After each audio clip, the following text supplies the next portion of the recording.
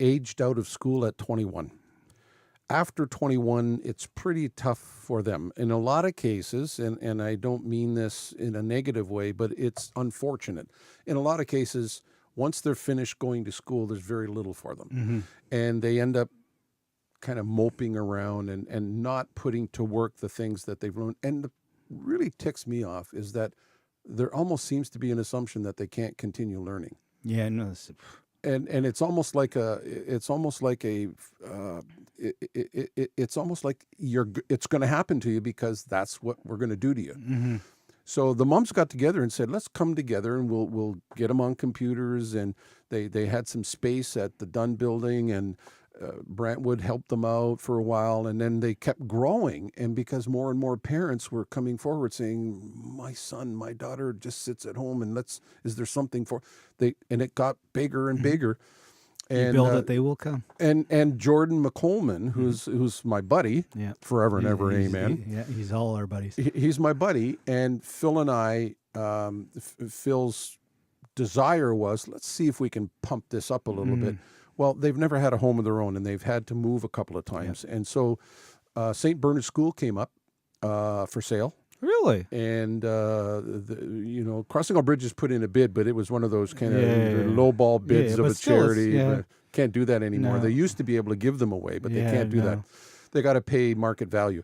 So a developer bought it with the intent of throwing up some townhouses or whatever, and turned his head back and said, you guys put in a bid. This is interesting. And he came to us and said, really? This is what I'm prepared to do.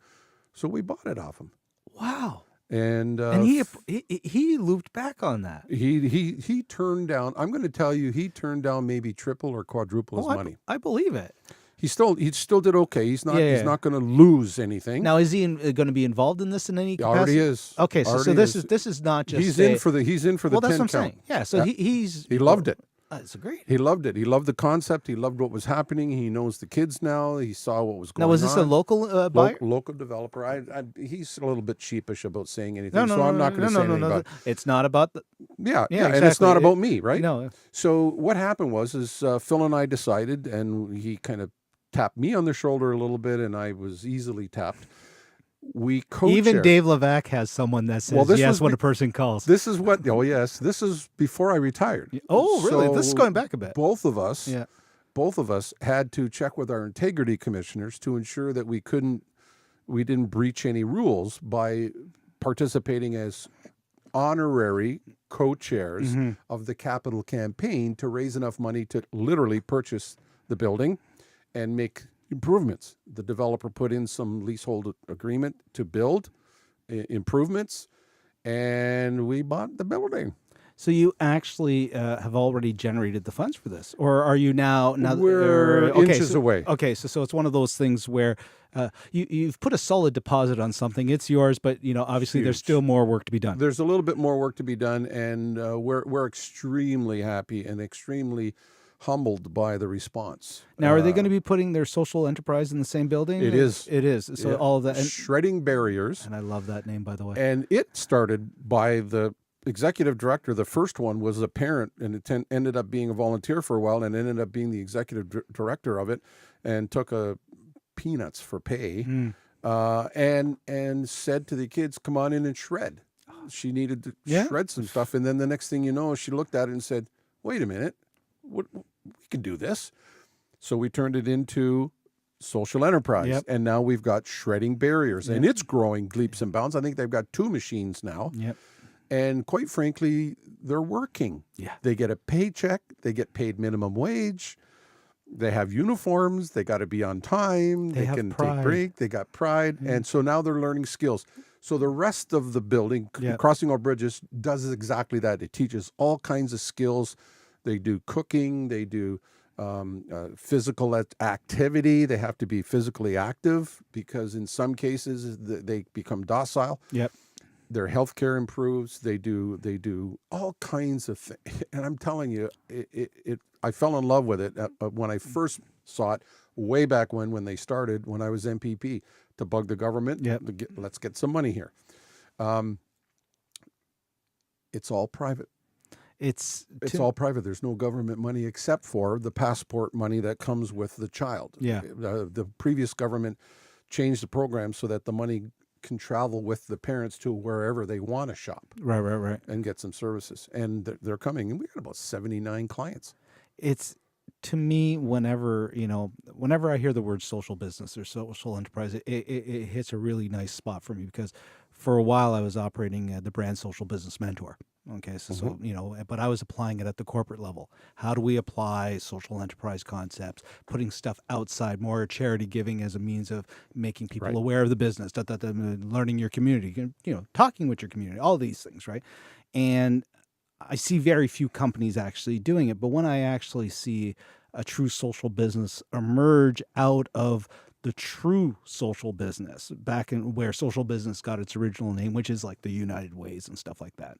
And I see something like Shredding Barriers, and I see someone like Jordan, and I see that the smile on his face and the happiness and I got a paycheck. And and I know for a fact, and I speak personally about this one.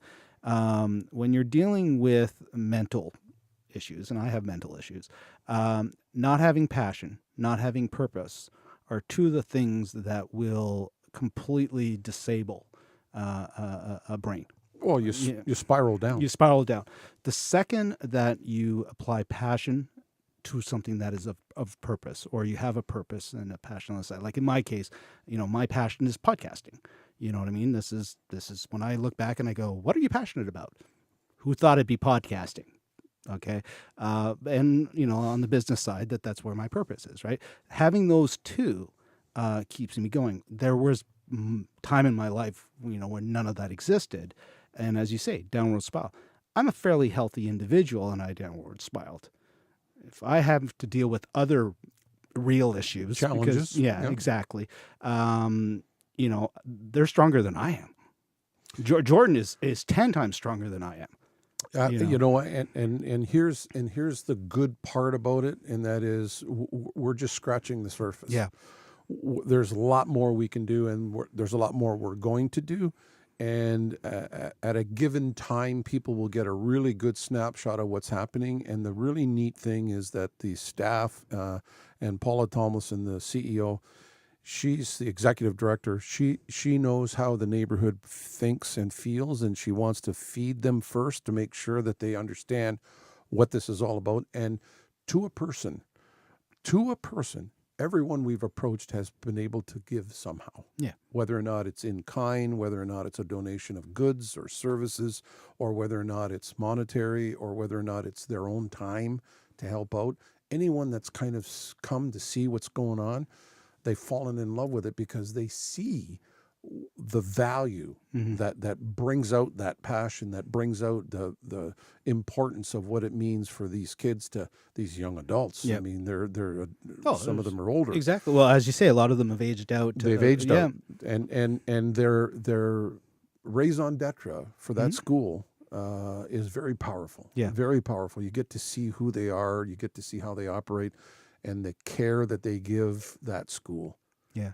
Well, another good friend of both of ours, well, more of a good friend of yours and a good acquaintance of mine, Doug Hunt, with Participation House. Absolutely, same thing. Him telling me the story of, helping building the first and when you hear those type of things, and then when you also know what they're dealing with on a personal day, and yet they still give. Yep. They still give, I've had Randy sit there, with the cat on his lap talking about his PTSD, and the man still gives every friggin' day, and the list goes on, right? That's who they are. It is. I'm thrilled to be able to have a medium such as podcasting, where I can be in a city, and as much as I have a love-hate relationship with this city and a lot of the people in it, that I can reach out, and much like you reaching out to people and say, hey, do you want to come on over, have a chat, and talk about these things. So the next charity that we want to use, and once again, these are interesting use cases, because in both of the cases that we brought up before, In the last one specifically, you had Phil, who's obviously an MP, who is extremely passionate about this project, and just recently did, I guess, what do you call it? A statement in the House. in the House that was recorded and released or whatnot, and they talked about the mothers and whatnot. So I know that one's multiple levels, and like I said, you're not even involved in politics anymore, and yet you're bringing value. So it doesn't necessarily have to be a politician to be. I'm retired, man. You're used to be.